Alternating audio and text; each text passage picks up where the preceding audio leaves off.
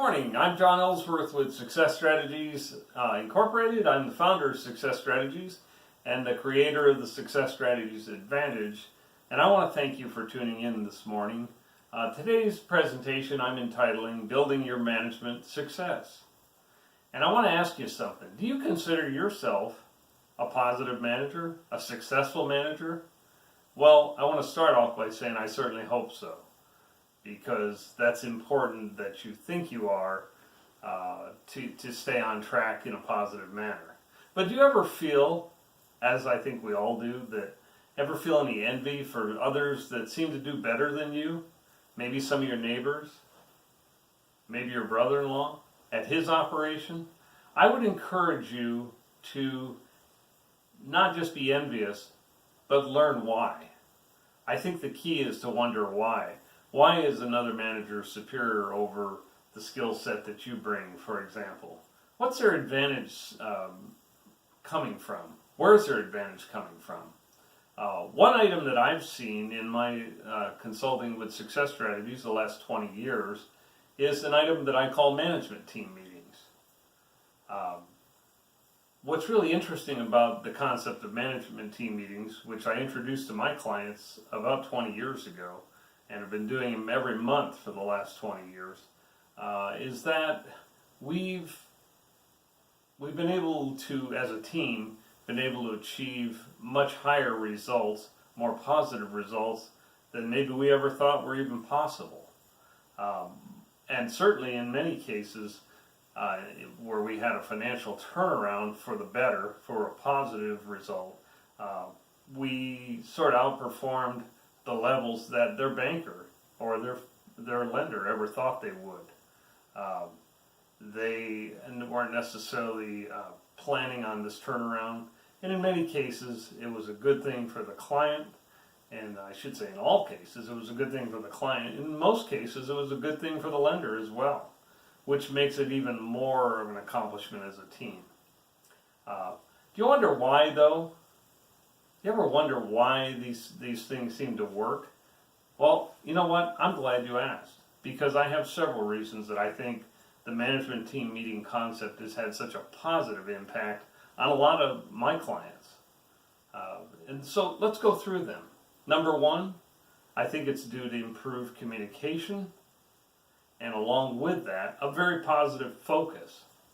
And as I talked about on my last video, 2 weeks ago, it's focus on not just stuff, but focusing on the right kind of things. And I think that's pretty imperative to anybody's success. So improved communication, improved focus. Number two, positive teamwork. If everybody's pulling in the same direction, then I think you're going to tend to get better results, as opposed to two people pulling to the left, two people pulling to the right. We're all pulling in the same direction. And we know why we're pulling in those directions, and I think that's pretty critical. I think that's crucial. And along that same line, my third point is that these team meetings work. Management team meetings work and are very successful if they're done properly, because they increase accountability. If I say that I'm going to do something for the operation in the next 3 weeks or in the next month before we meet again, I darn well better get it done. And I'm being held accountable for that, because the rest of the team's going to say, John, you said you were going to do this, and for some reason you didn't. Is there a reason? Now, things can change, of course, but typically what I find, if we set objectives as a team, what I find is that if something doesn't get done, it's because it either got forgotten or overlooked, or somebody was just flat out being a slacker, and that's unacceptable to getting you to a higher level of success. So let's spend a few minutes talking about each of these. The first thing I mentioned was focus. Again, focusing on the things that really matter, the things that are really going to impact your business, and that is moving forward toward your objectives.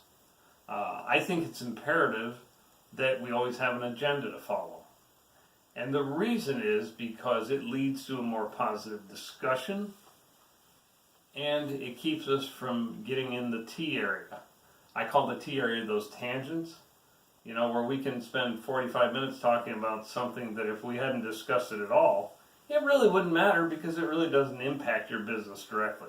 So staying, staying focused, staying on the agenda, staying on the things that really matter. Where can you improve your business? Where can we make greater strides? Where can we make the fastest progress, perhaps? So the key is to problem solve the weak areas that we have, and we all have them in our business, but that doesn't make them permanent.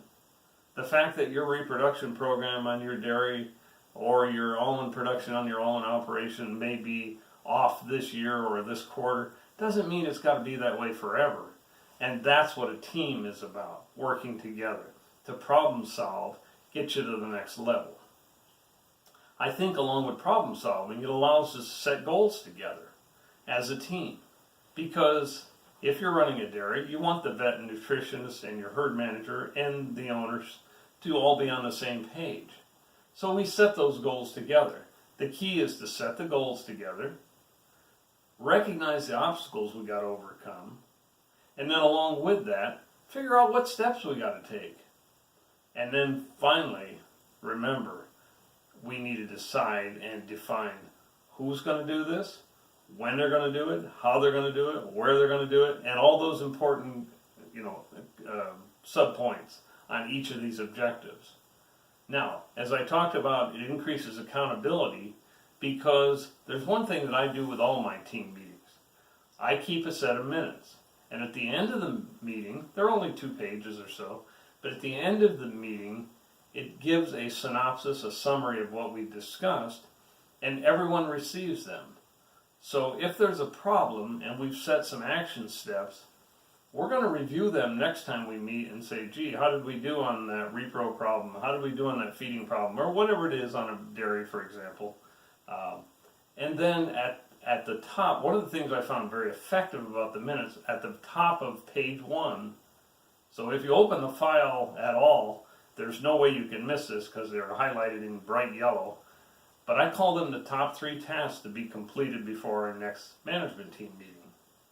There are no surprises.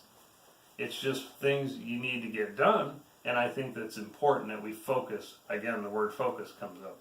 And we need to focus on those things. And in the case of things like reproduction on a dairy and situations like that, I think that these are really crucial issues because they may not hurt you today, but 6 months, 9 months down the road, they can really bite you in the back end, and we don't want that to happen financially, of course. So it's critical. And there's one other point. I think it's been very helpful. From day one, I've done this.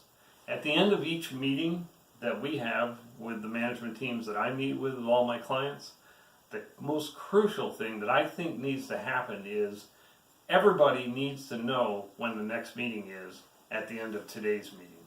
It is absolutely crucial because otherwise it's woulda, coulda, shoulda, and nobody gets together and we talked about it, we planned to, but we didn't.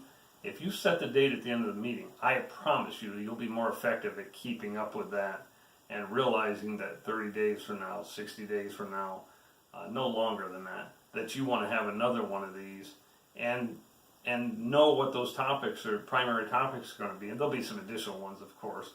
But what are the key things we're trying to solve today? The key of setting the date into the future is, for the next meeting, is continuity. And I didn't talk much about who should be involved in these.